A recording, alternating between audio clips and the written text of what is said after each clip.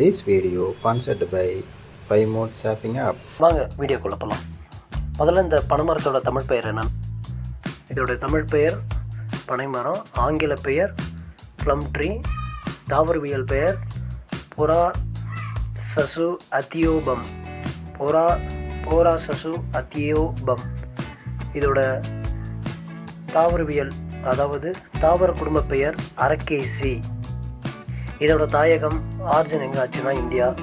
இது எந்த மண்ணில் வளையக்கூடியதுன்னு பார்த்தா அனைத்து வகையான மண்ணிலும் வளரும் தன்மையுடைய மர வகையை சார்ந்தது இது. வாங்க இதோட பொதுவான பண்புகளை நம்ம பார்ப்போம்.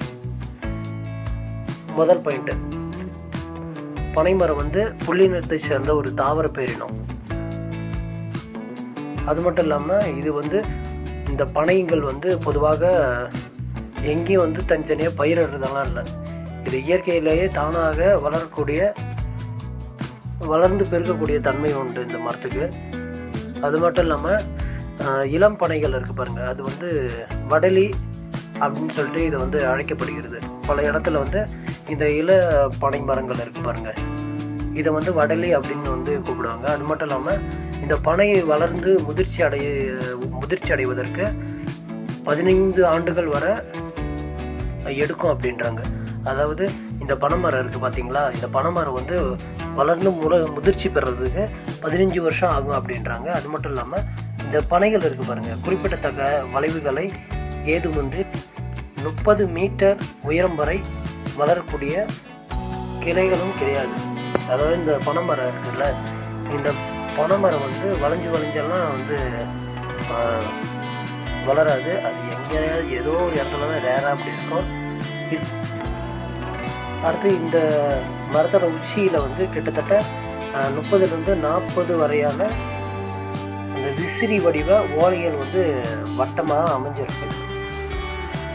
இந்த பனைமரத்தோட உச்சியில் 30லேருந்து 40 வட்ட வடிவில் ஓலைகள் அமைஞ்சிருக்கு. அது மட்டும் இல்லாமல் பனை தமிழ்நாட்டோட மாநில மரமாக அழைக்கப்படுது.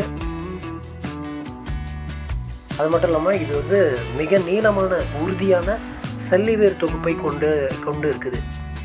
இது எப்படின்னா, சில மரங்கள் சில செடிகள் ஆணிவேர் அதுமாரி இருக்கும். இது சல்லிவேர். இது மிக நீளமான உறுதியான சல்லிவேர் தொகுப்பை கொண்டு இருக்குது. இது மட்டும் இல்லாமல் இது வளரக்கூடிய இடங்களில் மண்ணரிப்பு என்பது முற்றிலும் தவிர்க்கப்படுது.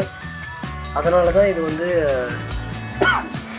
அப்போயே நம்ம முன்னோர்கள் இது ஒரு அரணாக இருக்குன்னு சொல்லி இது எங்கன்னா அந்த வயல்வெளி அந்த ஓரங்களில் நடுவாங்க. ஏரி குளம் குட்டை அந்த பகுதியிலலாம் நடுவாங்க. ஏன்னா இது இந்த மண்ணரிப்பு அந்த இதெல்லாம் தடுக்கக்கூடிய தன்மை இந்த மரத்துக்கு அதிகமாகவே உண்டு. ஓகே ஃப்ரெண்ட்ஸ், இது இந்த பனை மரத்தோட பொதுவான பண்புகள். இப்போ இதோட பயன்கள் என்னன்னு பார்ப்போம். இந்த முதல் பயன் என்னன்னு பார்த்தீங்கன்னா, இந்த பனை மரத்தில் இருந்து கிடைக்கக்கூடிய இந்த பதநீர் அனைவராலும் விரும்பி அருந்தக்கூடிய குளிர்ச்சியான பானமாகும் அப்படின்றாங்க. இது ஒரு நல்ல ஒரு ட்ரிங்கிங் சோர்ஸாக இருக்குது. அது மட்டும் இல்லாமல் இந்த பதநீர் உடல் வெப்பத்தை குறைக்கிறது. நம்ம இந்த பைக்கில் ட்ராவல் பண்ணுறாங்க பாருங்கள், அவங்க கண்டிப்பாக இந்த பதநீர் குடிப்பதனால அவங்களுடைய உடலினுடைய வெப்பத்தை குறைக்கிறது. அது மட்டும் இல்லாமல் உடலை குளிர்ச்சியாக வைக்கிறது, எலும்புகளையும் கல்லீரலையும் பலப்படுத்துகிறது. இதில் கால்சியம் சத்து இருக்கிறதுனால இது எலும்பை பலப்படுத்துது. அது மட்டும் இல்லாமல் கல்லீரலையும் பலப்படுத்துது. அடுத்து என்னென்னா, இந்த பனம் பூ இருக்குது பாருங்கள், அது நெருப்பில் சுட்டு சாம்பலாக்கி மருந்தாக பயன்படுத்தலாம். அதாவது இதோட பனம் பூ இருக்குது பாருங்கள், அது நெருப்பில் சுட்டு சாம்பலாக்கி மருந்தாக பயன்படுத்தலாம். அது மட்டும் இல்லாமல் இதன் மூலம் சிறுநீர் பெருக்கம், வாய்வு நோய்கள், பல்வலி, நாள்பட்ட காய்ச்சலுக்கெல்லாம் மருந்தாக உதவுகிறது. அதுக்கடுத்து என்னென்னா, இந்த கருப்பட்டி உடலுக்கு சுறுசுறுப்பை ஏற்படுத்தி மந்தத்தன்மையை போக்குகிறது. இது இந்த பனை மரத்துலேருந்து கிடைக்கின்ற இந்த கருப்பட்டி இருக்குது பாருங்கள், அது உடலுக்கு சுறுசுறுப்பை ஏற்படுத்தி அந்த மந்தமான ஒரு தன்மை இருக்குது பாருங்கள், எல்லாருக்கும் ஒரு மாதிரி மந்தமாக இருக்கும். இதை சாப்பிடுவதனால அந்த மந்தத்தன்மையை போக்குகிறது. அது மட்டும் இல்லாமல் அந்த பனம்பழத்தோட அந்த சாறு இருக்குது பாருங்கள், பனம்பழத்தின் சாறு தோல் நோய்களுக்கு மிகவும் சிறந்தது. இந்த வெயில் டைமில் எல்லாருக்கும் வந்து இந்த சொறி, சிரங்கு அது மட்டும் இல்லாமல் இந்த வேர்க்குரு போன்ற அந்த பிரச்சனைகள்லாம் வரும். இந்த பனம்பழத்தோட சாறு இருக்குது பாருங்கள், அதை எடுத்து அதை வந்து தொடர்ச்சியாக தடவின்னு வந்தால் அந்த இதெல்லாம் போகும். அது மட்டும் இல்லாமல் இந்த பனைமரத்தோட பாகங்கள் இருக்குது பாருங்கள், அது மருத்துவத்திற்கு மட்டும் இல்லாமல் வீட்டு உபயோகப் பொருட்களாகவும் நம்முடைய முன்னோர்கள் வந்து தொன்று தொட்டு பயன்படுத்தி வந்தார்கள். இப்போ தான் நம்ம எல்லோரும் வந்து மெத்த வீடு, கான்கிரீட் போட்டு ஷீட்டு அப்படின்னு சொல்லிட்டு நம்ம யூஸ் பண்ணுறோம். ஆனால் அந்த காலத்தில் எப்படின்னாங்கன்னா இந்த பனைமரத்தோட அந்த இது இருக்குது பாருங்கள், பனைமரத்தோட பொருட்களை எடுத்து தான் வீடுகளுக்கு வந்து பயன்படுத்தி வந்தாங்க. வீடு வந்து அந்த காலத்தில் அப்போ வந்து வச்சு அதுமாரி தான் யூஸ் பண்ணாங்க.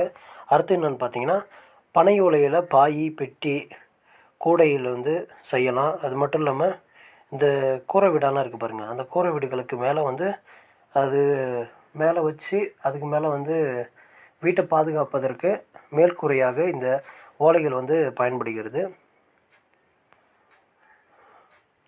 அடுத்து மட்டையிலிருந்து நார் எடுத்து கயிறாக்கி நாரை கட்டல் கட்டவும் பனை மரத்தின் கட்டலின் சட்டங்களாகவும் செய்யவும் பயன்படுத்தப்படுகிறது.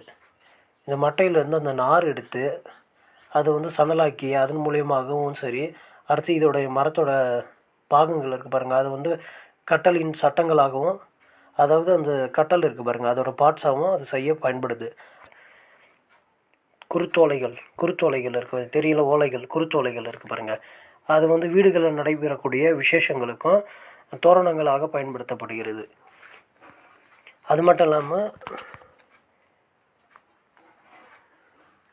அதோட மட்டை இருக்குது பார்த்திங்களா, இந்த பனைமரத்தோட மட்டைகள் அது வந்து விசிறிகளாகவும் தொப்பிகளாகவும் கலைப்பொருட்கள் செய்ய பயன்படுத்தப்படுகிறது. இது கவர்மெண்ட் மூலயமா வந்து இந்த பனைமரத்தோட அந்த ஓலைகள் வச்சு எவ்வளோ ஹேண்ட்கிராஃப்ட் பண்ணி பல இடங்களில் கண்காட்சியாகவும் பல இடத்துல வந்து விற்கிறாங்க. அதை வாங்கி பயன்பெறுங்க. அது மட்டும் இல்லாமல் இந்த பனை மரத்தோட பயன்களை நீங்களும் தெரிஞ்சு கொள்ளுங்கள், உங்களுடைய தலைமுறைகளுக்கும் சொல்லிக் கொடுங்க. உங்கள் வீட்டு பக்கத்தில் பனை மரம் இருந்துச்சுன்னா அது வந்து வேஸ்ட் ஆக்காதீங்க. அது மட்டும் இல்லாமல் இந்த நீர்நிலைகள் பக்கத்தில் இருக்கிற பனை மரங்களை அழிக்காத வண்ணம் நீங்கள் வந்து பாதுகாத்து கொள்ளுங்கள். அரசாங்கம் வந்து ஒவ்வொரு கிராமங்களில் இருக்கின்ற நீர்நிலைகளுக்கு ஓரம் வந்து இந்த பனை மரங்களை நட்டு அதை வந்து வளர்க்குறாங்க. நீங்களும் அவர்களோடு சேர்ந்து அதை வளருவதற்கு நீங்கள் உதவி செய்யுங்க. இந்த பனை மரத்தில் எவ்வளோ நன்மைகள் இருக்குது, அதை பயன்படுத்துங்க. தேவையில்லாத அந்நிய குளிர்ச்சி பானங்களெல்லாம் எடுத்துக்கொள்வதை விட நம்ம நாட்டில் வளரக்கூடிய இந்த பனை மரம், தென்னை மரம் இவற்றிலிருந்து கிடைக்கக்கூடிய இந்த பழங்கள், காய்கள் இவற்றை கொண்டு நீங்கள் வந்து சாப்பிடுவதனால உடலுக்கு நல்ல இயற்கையான சத்தையும் உடலுக்கு